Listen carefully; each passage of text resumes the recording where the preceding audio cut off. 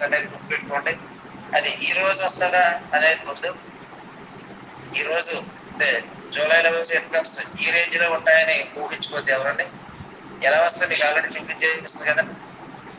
అంటే ఇంకా మనం మెటావర్స్ టెక్నాలజీలో మనం ఏం వాడుతాం. ఫేస్బుక్ ఎంత వస్తుందండి? ఫేస్బుక్ గంటకి 27,000 కోట్ల రూపాయలు, గంటకి 27,000 కోట్లు, 27,000 కోట్లు. అసలు ఇక్కడే ఊహించడమే కష్టంగా ఉంది. మరి ఎందుకు వస్తున్నారు ఇన్కమ్? కేవలం డేటా. ఈ డేటా బేస్ మీద ఇన్కమ్ వస్తుందనేది గమనించుకొని 70% ఇన్కమ్ వచ్చే అవకాశం అక్కడ కేవలం సింగిల్ పర్సన్ మాత్రమే ఉంది. ఇక్కడ అంతకంటే ఎక్కువ ఇన్కమ్ కోట్ల మందికి వచ్చే అవకాశం ఉంది. అదే 5, 10, 20, 35 మెంబర్స్ తోటి సుమారు 10 to 50 lakhs. మరి 3 లెవెల్లోనే 35 మంది ఉంటారు. మనకి 3 లెవెల్స్ లోని 300 మంది ఉన్నారు, 300 మంది ఉన్నారు, 37 మంది ఉన్నారు.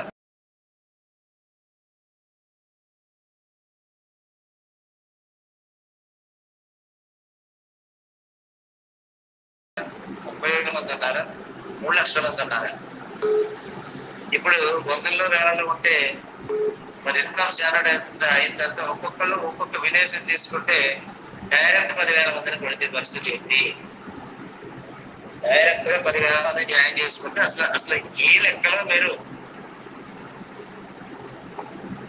3 లెవెల్స్ లోని 14 మంది ఉంటే సుమారు 7 లక్షలు వస్తే, 3 లెవెల్స్ లోని 140 మంది ఉంటే 70 లక్షలు వస్తే, 3 లెవెల్స్ లోని మరి 1,400 మంది అంటే కోట్లలోకి వెళ్ళిపోతాం. 1,400 మంది డైరెక్ట్ జాయిన్ చేసుకోవడం పెద్ద కష్టం కాదు. మనకు వచ్చిన రూపాయలు కావడా తిని ముక్కవడా ఖర్చు పెట్టినా మనం ఆ స్థాయికి వెళ్ళడానికి సంవత్సరాలు ఏం పట్టు వస్తాయి. నెల తిరిగేటప్పటికి కోట్లలోకి వెళ్ళిపోవచ్చు. నెల తిరిగేటప్పటికి ఎందుకంటే ఈ కింద డైరెక్ట్ 100 మంది ఉంటే వేస్తారు. ఈ లోపల టెక్నాలజీ పూర్తి అందుబాటులోకి వచ్చి మెటావర్స్ పూర్తిగా మన వాడు వినియోగించుకోవడం మొదలు పెడితే అవతల చాలా పడిపోతాయి. చాలా వరకు ఫేస్బుక్ చూస్తే మరగాడు ఉండడు, యూట్యూబ్ చూస్తే మరగాడు ఉండడు, ఇట్లా చాలా చాలా చాలా ఫ్రీజ్ అయిపోతుంటాయి. ఇవన్నీ అర్థం చేసుకుని ప్రతి విషయాన్ని పూర్తిగా అవగాహన చేసుకుని మరింత ముందుకు మనం ప్రయాణం చేయాలనేది కోరుకుంటూ, మూర్తి గారు వెల్కమ్ సార్. Good evening.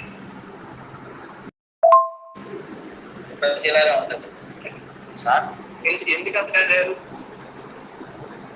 కొద్దిగా పేపర్ నన్ను వచ్చి మీకు కంటిన్యూస్ వచ్చి ప్రశ్న మీరు కొత్త అయిపోయారు. అవును సార్. చాలా క్లియర్ గా పేపర్ తీసుకోండి, మీకు పేరు రాసుకోండి, బ్యాంక్ బుక్ తీసుకోండి, బ్యాంక్ బుక్ లోంచి మీ డీటెయిల్స్ అన్ని పేపర్ మీద పెట్టుకోండి. బ్యాంక్ అకౌంట్ ఉండాలి, బ్యాంక్ అకౌంట్ పక్కన ఐఎఫ్ఎస్సి ఉండాలి. ఐఎఫ్ఎస్సి కోడ్కి వస్తే కొన్ని లక్షల మంది ఉంటారు ఐఎఫ్ఎస్సి కోడ్ లో.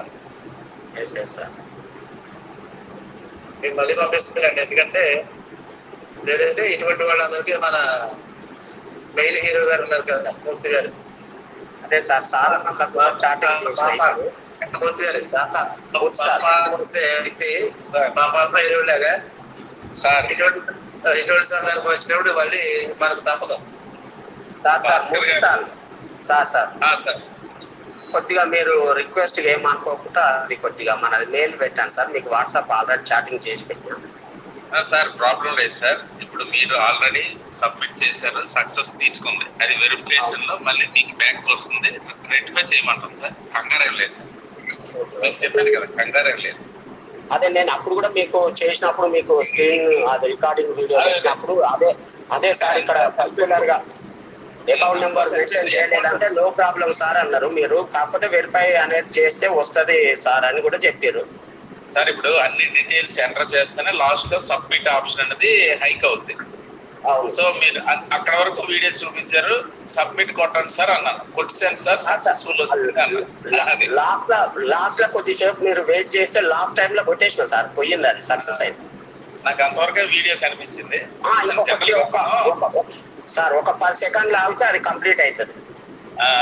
అయితే లాస్ట్ సబ్మిట్ చేసిన ఓకే సార్, ఇప్పుడు పే అవుట్ మనకు రావాలి అంటే మెయిన్ బ్యాంకే కదా, అది ఎలా కొట్టుంటారని నేను దాన్ని అబ్జర్వ్ చేయలేదు. మిగతావన్నీ చూసాను సరిపోయేవి.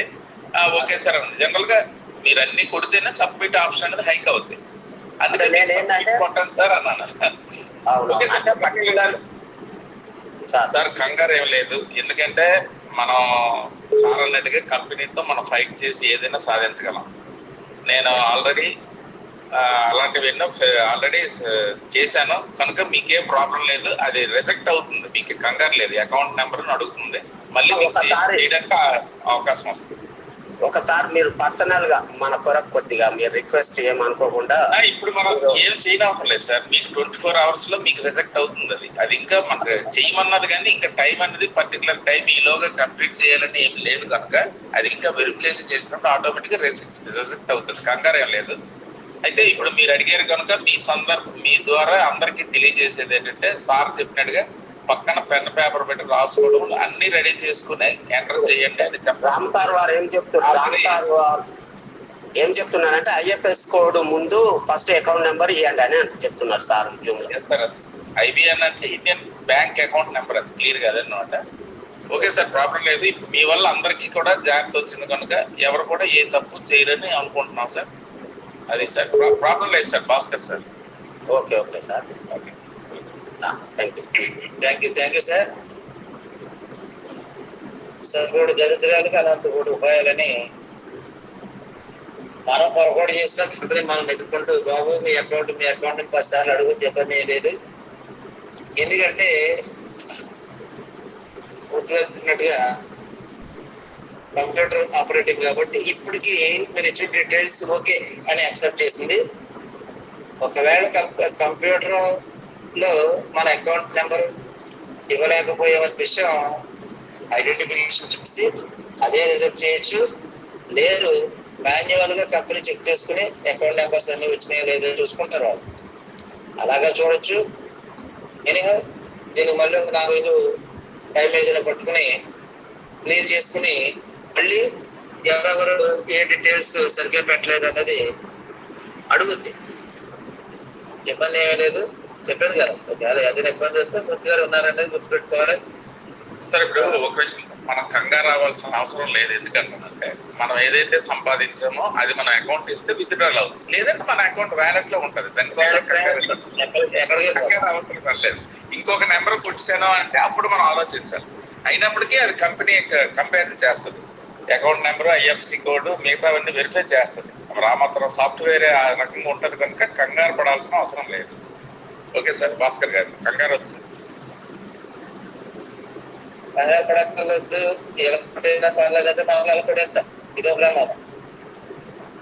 ఛాన్స్ ఇస్తే ఒక రకం ఉంటుంది, ఇవ్వకపోతే రకం. ఎందుకంటే అంటే మీకు నాకు కొంచెం